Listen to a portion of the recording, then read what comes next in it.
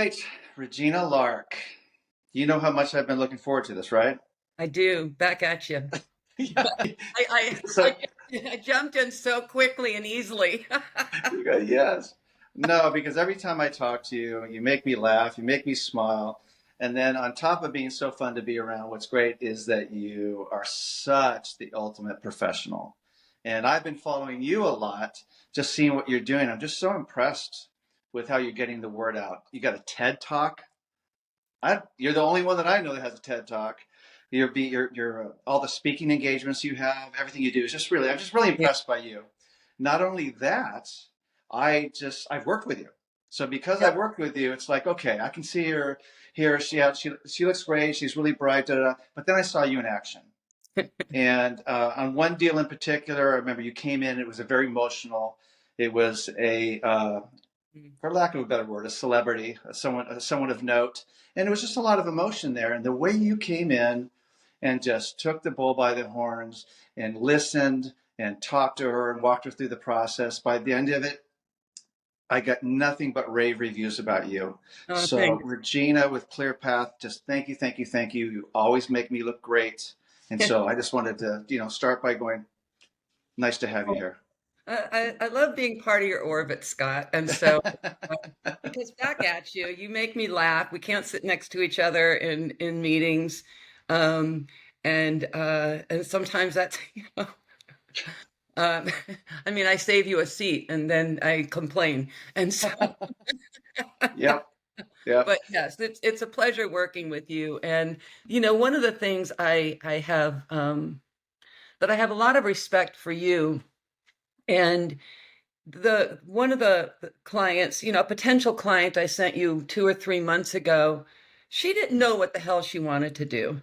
Right, But I also knew she had to do something, whether it was going to be to trim the trees so people don't want to break in, right. right? Or get it cleaned up so that she can make a more informed decision. And I put this on your plate, and you just stepped up and showed up knowing exactly this. She didn't know what she wanted to do, Right. and you just provide your resource to your community, Oh, thank you. and that's significant. Well, I appreciate that. To me, life is too short. I think that we need to give back. And whether a deal I never even met her, but I spoke with her several times. Whether a deal came out of it or not was not the most important thing. When a deal comes out of it, and I can support my family that way with that, it's a blessing. So, but Sure. yeah, but thank you for your kind words. Yeah, Really it's appreciate it. So it's it's heartfelt for sure. yeah. Because you know me, I know a lot of great realtors. You Actually, know? that's Yeah. true. So anytime I get a referral from you, I know it's a huge compliment because I know a lot of the realtors, and the truth is it's a great freaking community. A Yeah. lot of wonderful people. That's the truth. Yeah. Yeah. All right, enough of the lovey-dovey stuff. Let's talk about some hell. Um, so, so obviously hell rhymes with Nell, but really it's about challenge. So, because you deal with decluttering, moving, auctions, estate sales, all sorts of stuff, and it's emotional as can be. So, what I wanted to know is just a look into maybe a situation or two where, oh my gosh, this situation was awful. It could have gone so many bad ways, but your team stepped in and made a real difference. And so, if you could share a couple of those stories, we'd love to hear them. Thanks for asking. One of the big challenges that we come across, but we're known for dealing with big badass clutter. Just just we go into homes where somebody may have been living for 10 years or for 60 years that are just filled with uh, treasures and trash and dashed hopes and dreams. I mean, look at we're here in Hollywood. I Mm-hmm. we come across lots of drafts, Mm-hmm. okay, and all of these items that we bring into our life over a period of time can kind of thwart our progress into either completing a to-do list or acting on the decision to pack and move. Mm-hmm. So we go into homes where there are a lot of things that are there that have been given a lot of value, and helping them to revalue, put a Mm-hmm. different value on it, because you weren't born to value this. Somebody told you it had value, Right. or you've decided it has value, and now it's also, you're calling it clutter, and you've got to move, and you're going from 25 3,000 square feet into 1,200 700 square, I mean, even smaller if you're moving into an assisted living community. Right. So there's a lot of movement going on in your life anyway, if you're moving, and then to start making decisions about that which you believe has had value in your life. Mm-hmm. Will it still have value? So, Scott, really, those are where we see the big challenges, and we want to Mm-hmm. help people to move cleanly and thoughtfully, Right. and with their integrity and emotions intact, Mm-hmm. but to bring with them that which serves their higher good and their higher purpose. And so we talk a lot with our clients Mm-hmm. about helping them move through this process, especially when the house is just filled to the brim. Yeah, and it's interesting, and thanks for sharing that because you're talking about the emotion of it. I heard you on what station was it recently? Was it KTLA or what was the one you've done a few in? On clutter, the impact of clutter on mental health. Okay, yes. See, that to me, I would love for you just to spend a moment to talk about that because being sensitive to people and putting a value or less value on their items, totally get that. But let's talk about you walk into a home, the effect it's having on the person emotionally, and because to me that's immense. So I'm not going to talk. I'll let you talk. But so talk about that, the emotional value, and then and what you do to get them through that process. What you're describing, in because when people are really stuck in the house, they need to get some activation going. There's like this analysis paralysis going on, and it just stops you in your tracks, because you begin to ruminate how this thing came into your life, what it means to you. Oh, I'm a failure, I never finished that degree. Oh, I there must be something wrong with me, I can't find my keys, and there's this, I don't know what to do with my stuff, and maybe there are things that somebody else may need. Right. And Exactly. yes, I am a good person, and I don't fill landfills. And so Mhm. we just heap all of this emotional labor on our decisions to try to move through our stuff. Right. The impact on one's emotional well-being, what I hear is shame, anxiety, depression. What's wrong with me?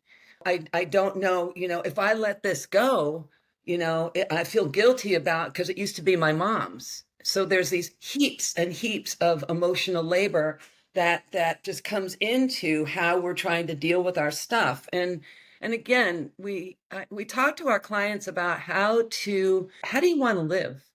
How Hmm. how do you want to move through your space? You've been moving through your space one way here. What what's your vision for what is next in terms of your Hmm. level of comfort? Because Right. we also have folks that they're just like, I, I put a torch to it. Just throw it out when I'm gone. And it's like, let's not be victims here. Right. There's got to be a balance. Let's see if we can find some emotional equilibrium Hmm. to just meet these challenges with just a different way of looking at it. That this is we're not our stuff. You know, we've assigned value. We can reassign value. I like the way you put that. We're not our stuff. You're saying so many like key things. I've got a question for you then. So, because I've talked to you a bunch of times and I've seen how you work, um, is it usually you that goes in with your team and then you guys feel like you can talk them through it? Or are there times when you go like, this might be a little bit too far gone maybe we need to bring in an additional help because the situation has gotten to a degree that's maybe not manageable by you guys? Does that ever happen? No, it has never happened. I love that. I honestly feel, I believe that the first ad I put on Craigslist was in looking for an assistant, was in February of 2011. 13 years ago, February 7th, 2011. 13 years ago, last week, Mary and I celebrated our 13th anniversary. Uh-huh. And Mary started with me as an organizing assistant. Mm-hmm. And we did our first job together, was a hoarding situation. It was just me and Mary. Uh-huh. And we had that get her done attitude. And Right. we had come across, we had cleared one space and there was schmutz all over the carpet. And I get a vacuum cleaner and find a vacuum, I plug it in and I turn it on, no suck. Mm. Mary goes, she unplugs it. She goes, Gina, let me take a look. She's British. And that was my Mary British accent. Yeah, no. And she flips it over and she pulls something out of her back pocket and goes, blah, blah, blah, blah, fixes it, plugs it in. We got suck. I said, don't ever leave me. And that was in February of 2011. So over these 13 years together, and I started my company 2 years prior to that, it was all about get it done. Mm-hmm. And we have the resources to get it done. Mm-hmm. We have the geriatric care manager who may need to step in. We have the private professional fiduciary. We have a great realtor. We have the resources to help people get to the other side of whatever they brought us in to work on. Mm-hmm. And I have a team of 12 ninja organizers, and they're lovely people, and they all have different skill sets. So when we are asked to work with somebody who needs a particular kind of hand-holding, right, we'll send Josie. If the client just got to kick their butt and get this project underway, we'll send Melanie. I like this. That's awesome. What's so great is that you that you surround yourself with such excellence, and you have different people that do different things, and so and that the amount of resources you have means you pretty much can be a resource and an asset to any client. Yeah, that is true. So great. What's that? The T-shirt. I'm going to make a T-shirt, and it's going to say, "I know everyone. I know everything. What I don't know, who I don't know, I know who knows." That's right. I was telling somebody in a troika today, she was kind of new to provisors, and I said, I am a highly educated business owner as a result of going to provisors meeting. Everything that we have in place, from EPLI insurance to workers' comp to now I have a payroll manager, my CPA, all of this comes from because I have employees now. Right. And you put yourself out there. To me, it's all very intentional.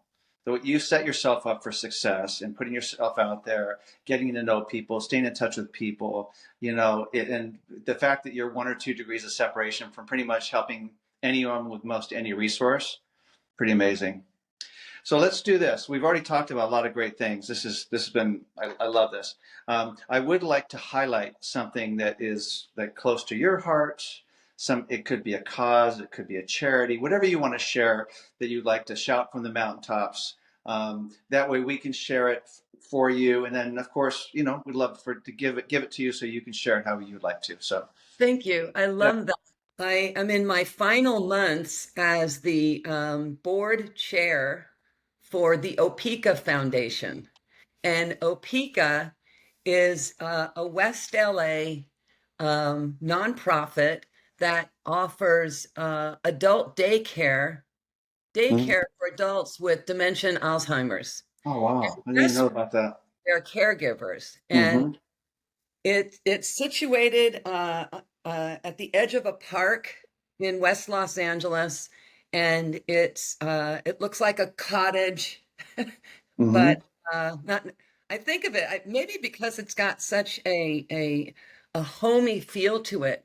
Right. The music programs and the art programs and the speakers that come and the very talented interns and case managers and Hmm. students, grad students from UCLA and USC. I mean, Opeca is just a treasure trove of good for older adults with these brain-based conditions of Alzheimer and dementia. And all of my money goes to Opeca and a good chunk of my time. And we have a annual luncheon this year in May in Beverly Hills. And so, yes, big shout out to Opeca, OPICA. And So can people look it up at opeca.org or what? Opeca.org, absolutely. Great. That is wonderful. This is something you've never shared with me. So I love it. Well, I can't tell you everything. Yes. I can't imagine we'd have a lack of topics. Yeah. So is there anything, thank you for sharing that, because to me that's just lovely. It's wonderful. Yeah, I've got some ideas that I'll bring to you offline on that. Okay. Is there anything else that you'd like to share right now? Because seriously, you just got right to it, and I love that we spent this time together. Anything else you'd like to talk about? This was a delightful conversation on my part. I enjoyed speaking with you as I do. So nothing to add. I appreciate that you've created this platform. Thanks. Truly. Thanks. You Well, know, to me, it's a win-win all the way around. I get to talk and deal with people like you and get to know you more, and then help shout the word out about you. And so I love it. yeah, when I first saw the notice of Real Estate Hell with Scott and Nell, I spit out my coffee. True story. I'm like, he didn't. It's funny. I can't take the credit for it. I was going to do real estate pro tips with Scott Nell, and the team and my marketing said, I guess that's okay. And then someone who's really honest on my team says, snooze fest.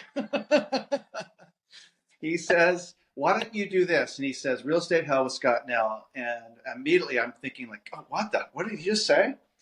And a couple minutes go by because I was driving, and all of a sudden it hit me like, that's really good. And then what did he do? He was totally joking around, but then he realized that he stumbled across something great. He's really a bright guy. So he says, yeah, this is what you do. And he spelled it out like that. And I'm going like, oh man, I've got a great freaking team. And so we just bounced off that. So thanks to Eric Petz from my team. He's the one that did it. And then the rest of the team said, yes, enough of this other baloney you were talking about doing, because that's the total route I was going. Pro tips. Yeah, I know. It's just so boring. We don't need any more pro tips. Yeah, that's about.